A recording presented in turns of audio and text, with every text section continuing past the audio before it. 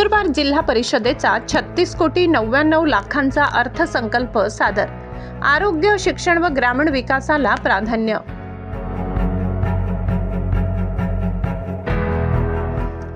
नंदुरबार राज्याचे मिनी मंत्रालय म्हणून ओळख असलेल्या नंदुरबार जिल्हा परिषदेचा सन 2026-27 या आर्थिक वर्षासाठी 36,99,00,000 रुपयांचा अर्थसंकल्प जिल्हा परिषदेचे मुख्य कार्यकारी अधिकारी नमन गोयल यांनी सादर केला। यामध्ये आरोग्य, शिक्षण, ग्रामीण पाणी पुरवठा, रस्ते, विविध विकास योजनांवर विशेष भर देण्यात आला। जिल्हा परिषद नंदुरबारच्या यहामोगी सभागृहात झालेल्या बैठकीत हा अर्थसंकल्प सादर करण्यात आला। यावेळी सन 2025-26 या आर्थिक वर्षासाठी 46,87,00,000 रुपयांचे सुधारित अंदाजपत्रक तसेच सन 2026-27 साठी 36,99,00,000 रुपयांचे मूळ अंदाजपत्रक मान्य करण्यात आले।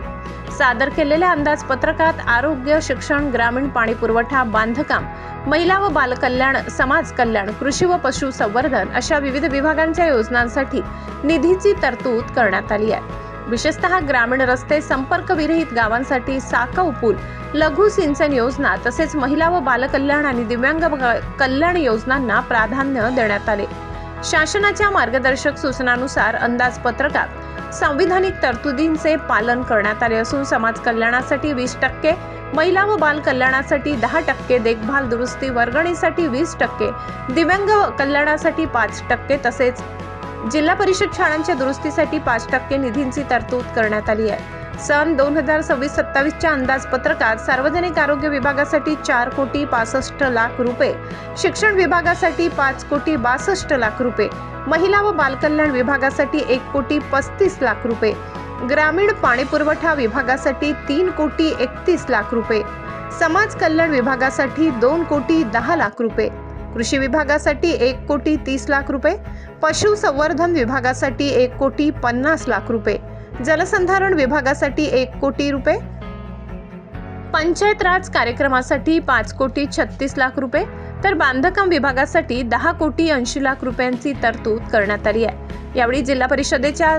स्वनिधीच्या अंदाजपत्रकासोबतच पंचायत समित्यांचे अंदाजपत्रक, ग्रामीण पाणी पुरवठा देखभाल निधी तसेच जिल्हा परिषदेच्या घसारा निधीच्या अंदाजपत्रकास देखील मान्यता देण्यात आली।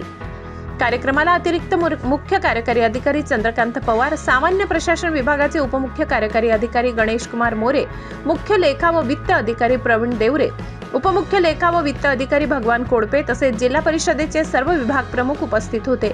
कार्यक्रमाचे प्रास्ताविक मुख्य लेखा व वित्त अधिकारी प्रवीण देवरे यांनी केले। सूत्रसंचालन उपमुख्य लेखा व वित्त अधिकारी भगवान कोडपे यांनी केले। यावेळी अतिरिक्त मुख्य कार्यकारी अधिकारी चंद्रकांत पवार यांनी अर्थसंकल्पावर आपले मनोगत व्यक्त केले। समाज कल्याण अधिकारी नंदकिशोर सूर्यवंशी यांनी देखील सादर करण्यात आलेल्या अंदाजपत्रकावर आपली प्रतिक्रिया व्यक्त केली। यावेळी अतिरिक्त मुख्य कार्यकारी अधिकारी चंद्रकांत पवार यांनी अर्थसंकल्पावर आपले मनोगत व्यक्त केले। समाज कल्याण अधिकारी नंदकिशोर सूर्यवंशी यांनी देखील सादर करण्यात आलेल्या अंदाजपत्रकावर आपली प्रतिक्रिया व्यक्त केली।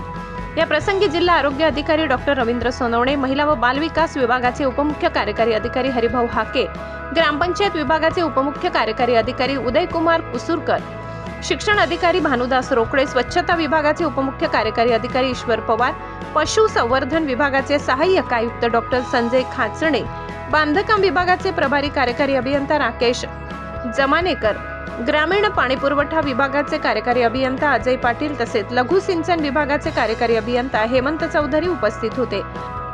आज 16 मार्च 2026 रोजी 2026-27 या वर्षाकरिता जिल्हा परिषदचा फायनान्शियल स्टेटमेंट आणि बजेट सादर करण्यात आलेला आहे। हा बजेट सुमारे 36.99 कोटीचा असून याच्यामध्ये आम्ही प्रत्येक विभागनिहाय समतोल आणि सरसमावेशक अशा प्रकारे नियोजन केलेलं आहे, जेणेकरून आपल्या जिल्ह्याचा आणि ग्रामीण भागाचा सरसमावेशक आणि सर्वांगीण विकास आपण याच्यात नियोजनसुद्धा केलेलं आहे।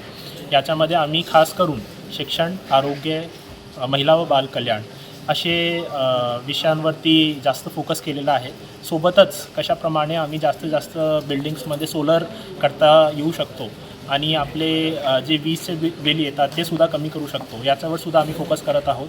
आणि मुलांसाठी कसे नवीन इनिशिएटिव्स आम्ही घेऊ शकतो, जेणेकरून आपल्या जिल्ह्यातून बाहेर जाणारे आणि चांगलं शिक्षण घेणारे जे मुलं आहेत ते चांगल्या ठिकाणी शिकतील आणि एक एक्सपोजरविटीसुद्धा करतील अशा प्रकारेसुद्धा आम्ही नवीन उपक्रम घेतलेला आहे. याशिवाय आमचा प्रयत्न आहे की प्रत्येक आमच्या आरोग्य संस्था NQA सर्टिफाईड व्हायला पाहिजे, जेणेकरून लोकांना आणि आपले सर्व नागरिकांना चांगली आरोग्य सुविधाचा लाभ मिळेल आणि एक चांगला सुविधा प्रत्येकांना मिळाला पाहिजे. त्याच्यासाठी आम्ही जे दुर्गम भाग आहेत तिथेसुद्धा आम्ही प्रयत्न करत आहोत. आणि सोबतच आपला नळ जोडणीचा जो प्रकार आहे तो खूप कमी आहे आपल्या जिल्ह्यामध्ये.